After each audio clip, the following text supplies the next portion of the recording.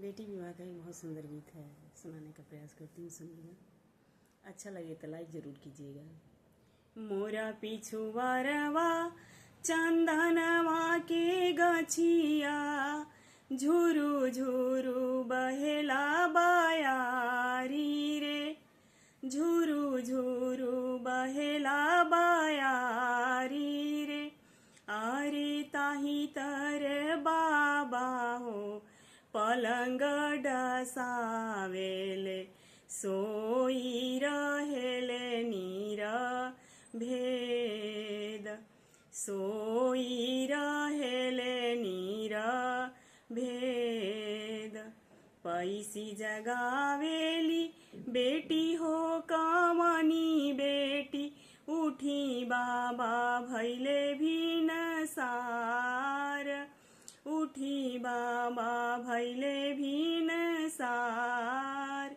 आरे जे कराही घरे बाबा धियावा कुंवारी, से कैसे सोवे नीरा भेद, से कैसे सोवे नीरा भेद।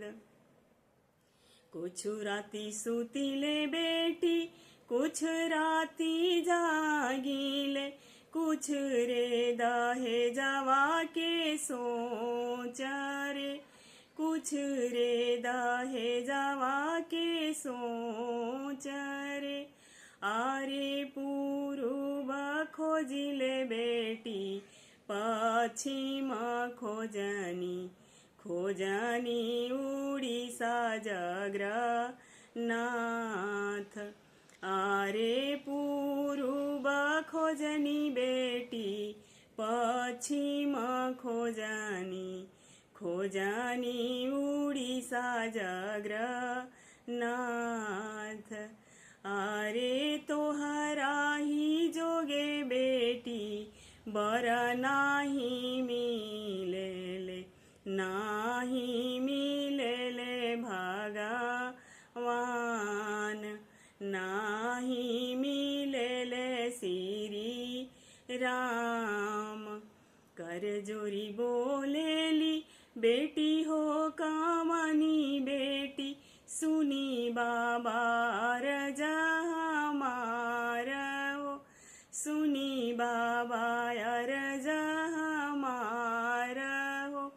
आरे जाहूँ जाहूँ बाबा हो अवध नगरिया, राजा दशरथ जी के द्वार हो, राजा दशरथ जी के द्वार हो। उनकात बड़े बाबा बियाहन जोगी, राम लखन दूनो भाई हो, राम लखन दूनो भाई हो, राम लखन दूनो